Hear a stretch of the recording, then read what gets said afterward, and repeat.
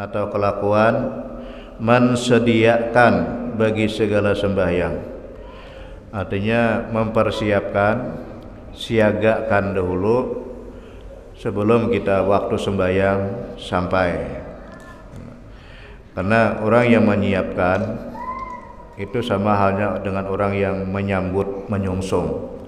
Menyambut menyongsong itu jauh lebih efektif daripada melaksanakan.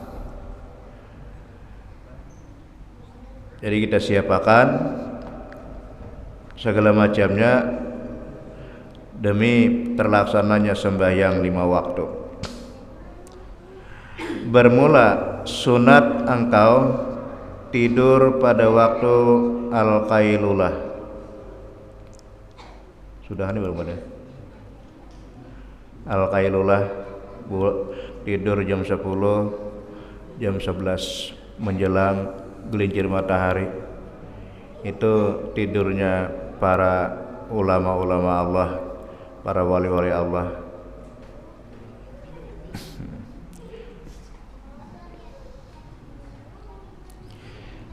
Jadi disuruh tidur ini sebagai persiapan. Jadi dahulu daripada gelincir matahari, sebelum waktu zuhur sudah bangunan. Berarti mulai jam 10 waktu sisibukannya nih. Waktu sisibukannya begawi, di situ kita suruh guring.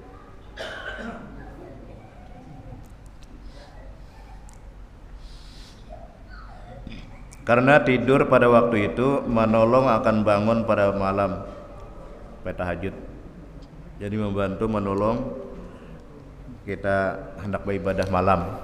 Jadi persiapannya guring dulu agar malam segar, kuat, karena ada sudah kita bahan untuk bangun tengah malam. Itu tujuannya tidur qailulah itu tidurnya jam 10, jam 11. Jadi sebelum zuhur masuk kita sudah bangun, dengan tujuan untuk bangun tengah malam, hendak berabut rahmat di tengah malam juga. Karena di 2/3 malam di situ Allah turun dan rahmatnya, membagi rahmatnya kepada hamba-hambanya, dan setiap malam Allah turunkan rahmatnya.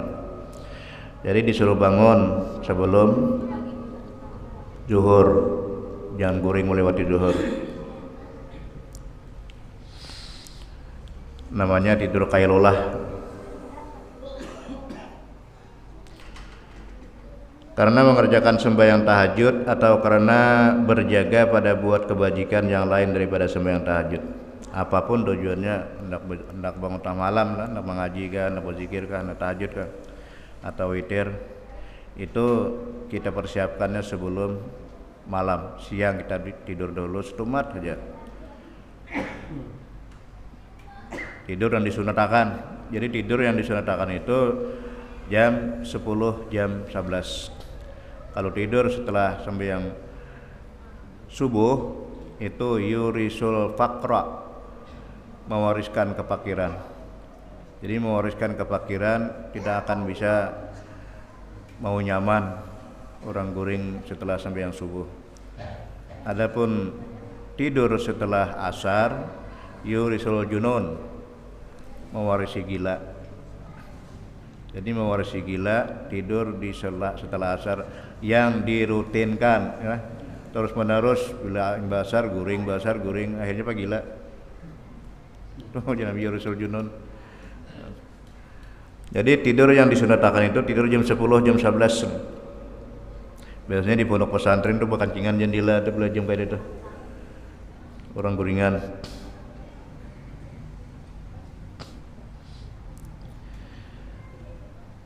Adapun tidur pada waktu itu dengan tiada berbuat ibadat pada malam, maka itu seperti orang makan sahur dengan tiada puasa. Itu perumpamaannya lah, orang tidur jam 8, jam 9, jam 10 sampai jam 11. Itu kalau tujuannya kada tujuan untuk bangun, tidak melaksanakan sholat tengah malam, berarti sama dengan orang makan sahur tapi kada puasa.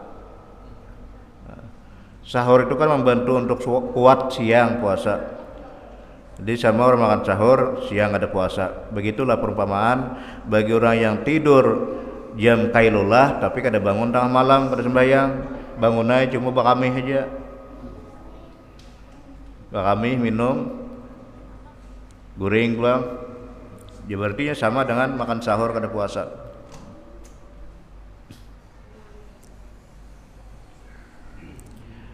Maka yaitu tiada berfaedah, kada bermanfaat guringnya, kada berfaedah.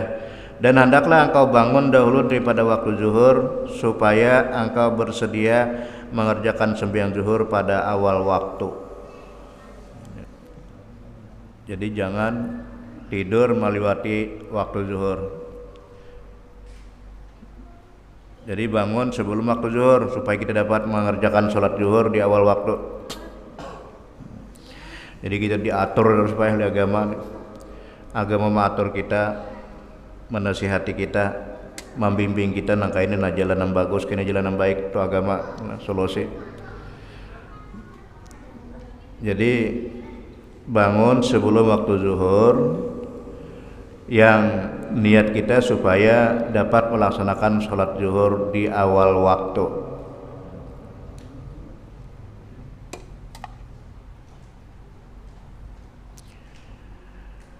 Setelah itu maka hendaklah engkau mengambil air sembahyang. Habis bangun tidur kailulah sebelum zuhur bangun, lalu kita berwudu. Setelah berwudu kemudian maka sembahyang engkau sunat wudu 2 rakaat sunat wudu sebelum kering banyu wudu. Jadi sembahyang sunat wudu itu habis berwudu langsung sembahyang. Nah sekira-kira kita jaga jangan sampai kering air wudunya.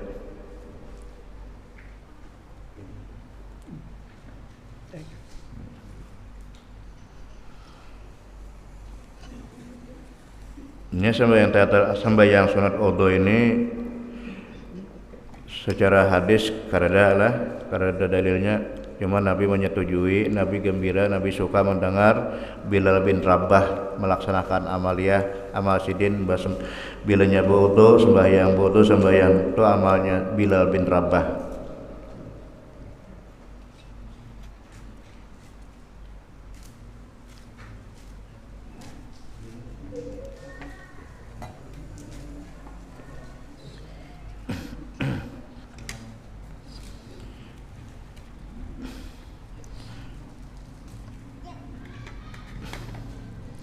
Maka sembahyang kau 2 rakaat sunat wudu. Usolli sunatal wudu rakataini lillahi ta'ala. Ini biasanya kita berniat berwudu terus nawaitul wudu'a saja ke berwudu untuk melaksanakan salat. Jadi bilanya berwudu berniat untuk melaksanakan salat mau tidak mau dia habis berwudu harus sembahyang karena berniat untuk melaksanakan salat. Lalu pergi ke masjid.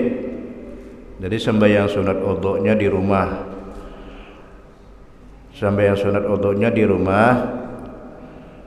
Jangan sampai air wudu itu kering di badan kita.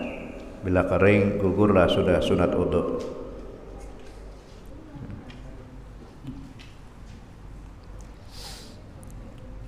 Lalu pergi ke masjid, dan apabila sampai engkau ke masjid maka sembahyang engkau 2 rakaat tahiyatul masjid. Banyaklah sembahyangnya sunat wudu tahiyatul masjid.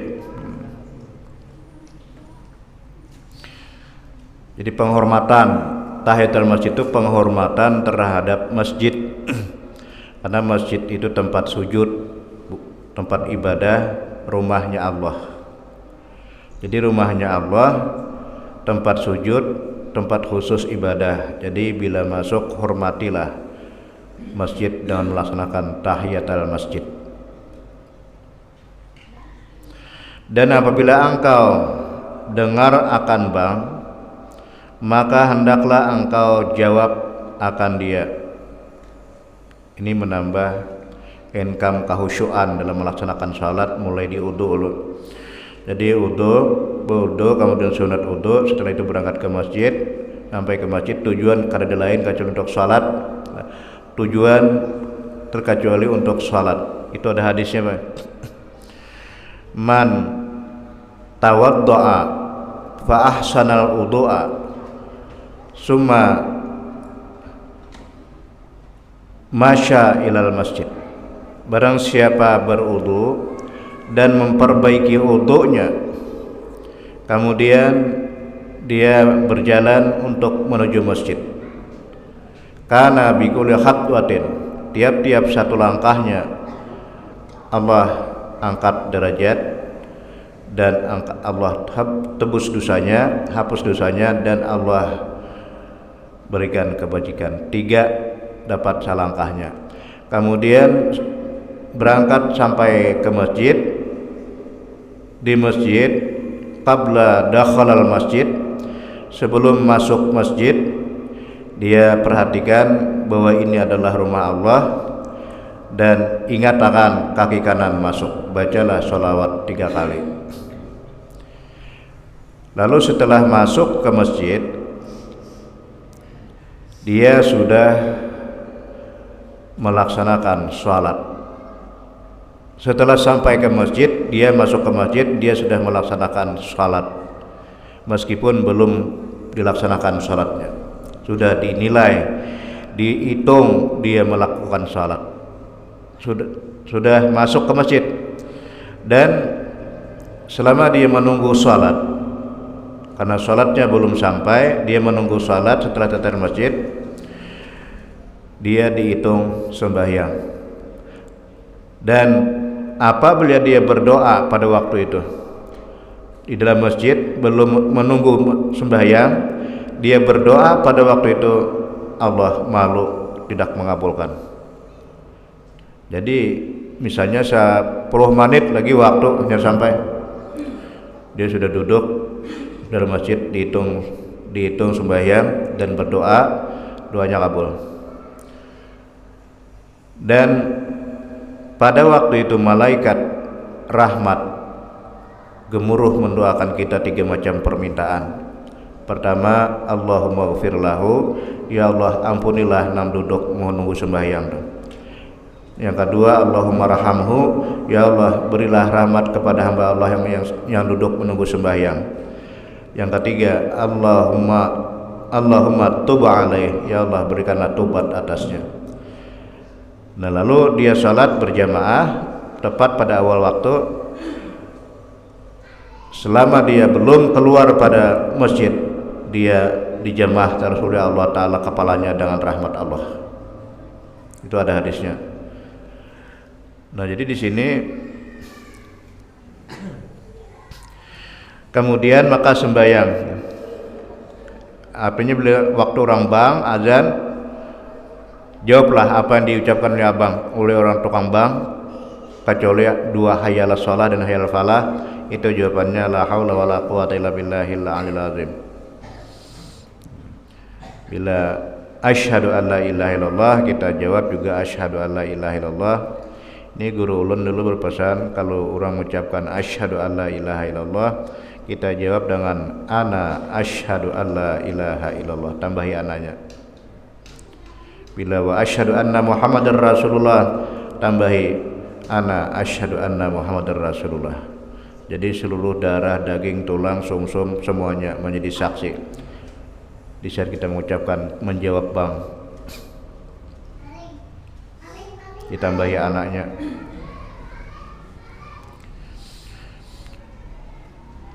Lalu setelah azan, maka sembahyang 4 rakaat dahulu daripada zuhur.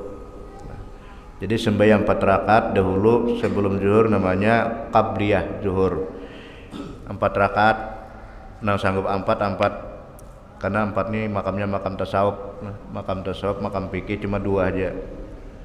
terserah, hendak 2, hendak 4 terserah. Bila 2 berdiri di fikih, bila 4 berdiri di tasawuf. Tapi bila 4 rukinakan 4. Kalau 2 kadang-kadang 4, kadang-kadang 2, kada apa-apa lah. Kadang-kadang 4, kadang-kadang 2 itu karena duduk di fikih. Tapi kalau sudah duduk di tasawuf harus 4 terus. Karena beda kelas sudah. Di sini sembahyang 4 rakaat dahulu daripada zuhur, semuanya itu sunat muakkad. Semuanya angka 4 rakaatnya itu sunat muakkad. Pada ahli sufi, bagian orang tasawuf menyebutnya 4 rakaat itu hukumnya sunat muakkad ke A4-nya. Nah kalau fikih cuma 2 nang sunat muakkad, 2-nya gairah muakkad. Jadi yang belum rutin sampai ke makam tasawuf cukup 2 aja dulu. 2, kemudian bila ada waktu latihan 4 cuma untuk membudayakan latihan. Bila sudah kada terlapas lagi terusakan. Kalau masih dilapas saja lagi kadang-kadang 4, kadang-kadang 2, berarti gugur KPK gugurnya. Nah, kalau sudah kada bertahan lagi, sudah bertahan di 4, berarti dia sudah makam tasawuf.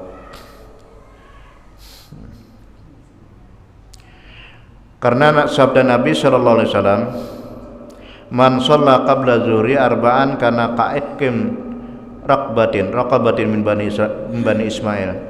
Artinya barang siapa sembahyang dahulu daripada zuhur 4 rakaat, niscaya adalah ia seperti memerdekakan seorang hamba daripada anak Nabiullah Ismail.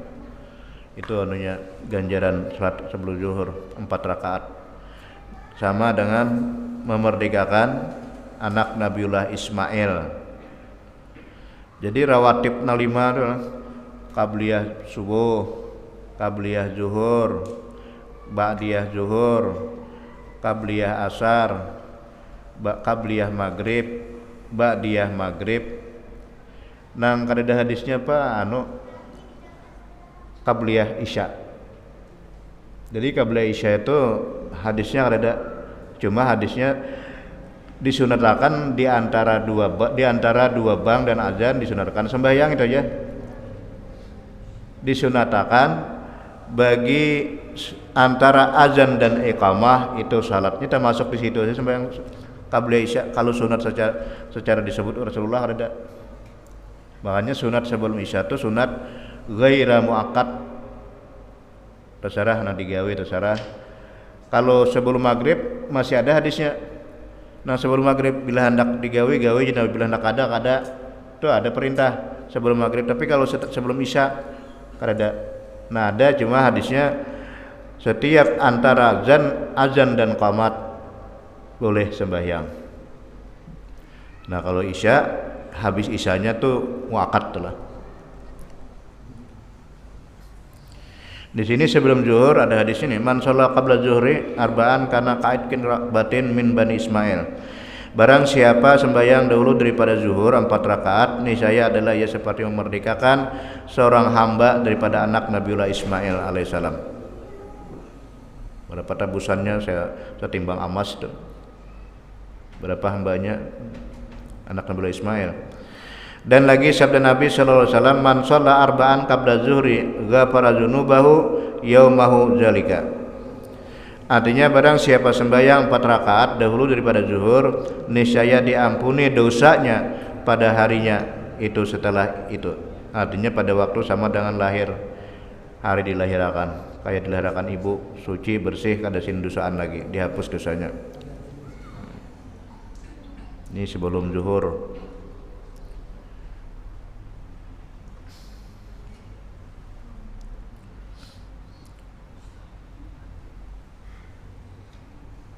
Setelah itu maka sembahyang fardhu zuhur serta imam berjamaah minimal berdua sekurang-kurangnya berjamaah itu berdua mun saikong lain berjamaah harusnya lah kadang-kadang di masjid, di rumah, kadang-kadang di rumah, di pasar. Yang penting kita usahakan kayak pasar supaya kita kau berjamaah 40 waktu berjamaah dua kebebasan daripada munafik dan api neraka.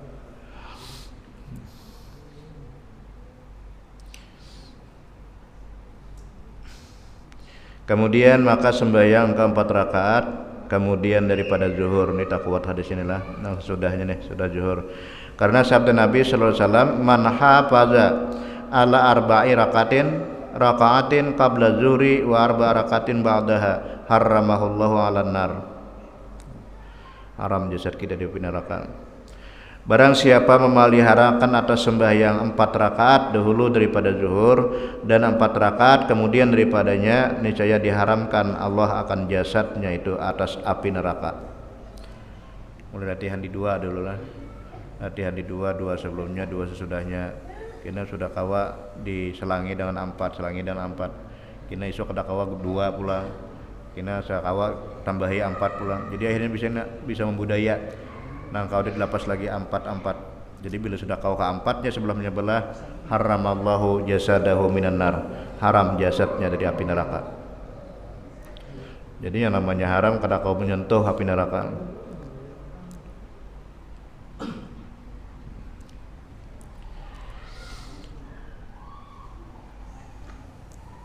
Tapi ini yang rutin lah, yang rutinitas, yang sudah istiqamah. Namun kadang-kadang 4, kadang-kadang 2, kadang-kadang 4, kadang-kadang 2, belum sampai ke hadis nih. Nah cuma sambil latihan. Kita berduduk di fikih dahulu, tapi rutinakan sembahyang terus. Dan kemudian setelah itu dilatih 4, akhirnya timbul jinak, timbul nyaman, timbul lazat. Tinggal kanan 2, tarik na 4. Bila kawa ke 4-nya sebelah menyebelah, rutin haramallahu jasadahu minan nar. Haram jasadnya dari api neraka. Selamat.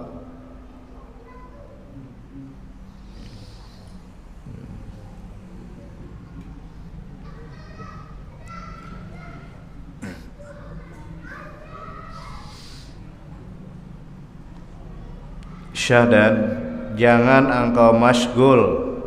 Ingat lagi masgul itu apa? Sibuk. Jangan engkau sibuk kemudian daripada sembahyang zuhur itu hingga asar, melainkan dengan belajar ilmu yang memberi manfaat. Ini jalan pertama dulu lah. Jalan pertama, jangan sibuk habis zuhur ke asar itu untuk hal-hal yang tidak bermanfaat. Jadi kita isi dengan belajar ilmu yang memberi manfaat. Itu jalan pertama dulu. Itulah yang termulia, terbaik. Masa di saat sembahyang zuhur menunggu asar, jangan kita sibuk kemudian daripadanya itu, melainkan dengan belajar ilmu yang memberi manfaat pada agama. Atau ini jalan kedua, menuntut kedakawa. Ada ataunya. Atau menolong akan orang muslim atas berbuat taat, mulia aja itulah. Nah kemudian yang ketiga, atau menolong atas yang mubah seperti berkhidmat kepada fuqaha yang salihin, atau berhadam, kita mailangi tuan guru, mailangi orang-orang saleh.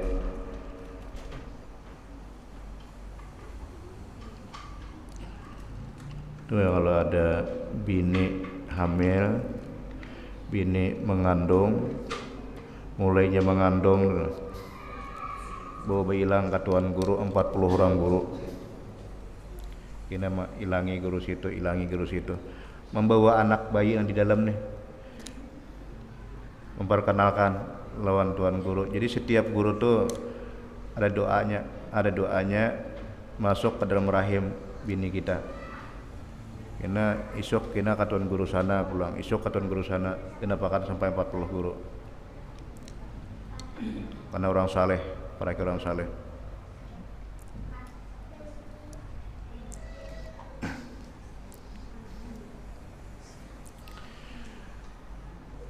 Jadi bila kada sanggup menuntut ilmu yang bermanfaat, menolong orang berbuat taat barang. Nah kemudian kada sanggup juga menolong atas yang mubah seperti berkhidmat kepada fuqaha yang saleh, dan berkhidmat kepada ulama ahli tasawuf, dan berkhidmat kepada guru-guru kita, dan seperti berkhidmat kepada yang lain daripada mereka itu. Silaturahmilah lawan orang-orang yang dihormati Allah.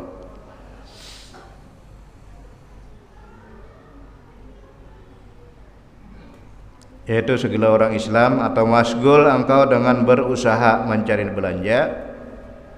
Ada yang ke kabun, ada yang ke toko. Habis zuhur, ada yang ke kabun, ada yang ke toko, ada yang ke pabrik. Berusaha mencari belanja yang menolong dengan dia atas agama. Berniat juga lah. Kita turun habis zuhur tuh berniat, misalnya hendak ke pabrik, hendak ke perusahaan, hendak ke toko, hendak ke perkebunan, dengan tujuan untuk beribadah,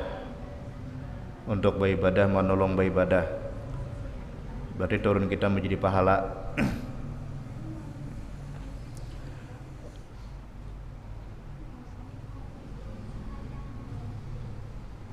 Maka apabila masuk waktu asar, maka sembahyang engkau 4 rakaat dahulu daripada sembahyang fardu asar, qabliyah asar 4 rakaat, yaitu sunat muakkad pada ahli tasawuf. Sama lah, zuhur gitu juga, asar gitu juga. Sunat muakkad bagi orang tasawuf, tapi bagi orang fuqaha 2 muakkad, 2-nya ghairu muakkad. Jadi namu akad itu untuk orang fuqaha, pertama qabliyah subuh 2 rakaat, dan kedua qabla zuhur 2 rakaat. Nam fuqaha nih namu akadnya. Kemudian setelah zuhur 4 rakaat. Jadi 2 tambah 4 6, tambah 2 8 dan subuh. Kemudian asar kereta masuk. Lalu setelah 2 rakaat setelah maghrib 10, 10 2 rakaat sebelum subuh, 2 rakaat sebelum zuhur 4, tambah 4 rakaat sesudah zuhur 8, kemudian 2 rakaat setelah maghrib 10, dan 2 rakaat setelah isya 12. Kawa ke-12-nya kita lakukan setiap hari. Kita membangun sebuah istana megah di dalam surga. Yang ke-12 nya deh, 2 rakaat sebelum subuh, 2 rakaat sebelum zuhur, 4 rakaat sesudah zuhur, kemudian 2 rakaat setelah maghrib, 2 rakaat setelah isya. 12 semua. Man sholat isnata asrata rakaatan, barang siapa sembahyang sareng semalaman 12 rakaat, itu kita membangun istana dalam surga.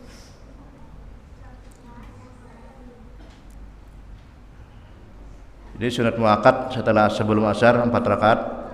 Tapi bagi orang yang fikih belum ada kedudukannya, apakah muakkad apa ghairu muakkad. Karena sabda Nabi sallallahu alaihi wasallam, rahimallahu abdan shalla arba'an qabla al-asr.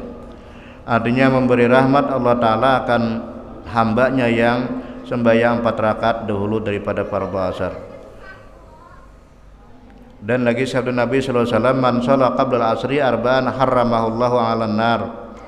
Barang siapa sembahyang 4 rakaat dahulu daripada api neraka, dahulu daripada asar, niscaya diharamkan Allah akan dia dari api neraka. Ini tinggal kitanya aja lagi tuh. Sudah disampaikan oleh agama, kitanya aja lagi yang memilih menerima.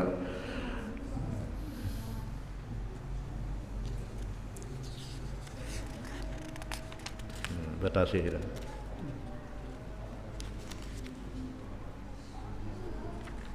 Sampai jasadnya atas api neraka, wallahu a'lam. Bismillah. Al-Fatihah. A'udzubillahi minasyaitonir rajim. Bismillahirrahmanirrahim. Alhamdulillahirabbil alamin arrahmanirrahim maliki yaumiddin.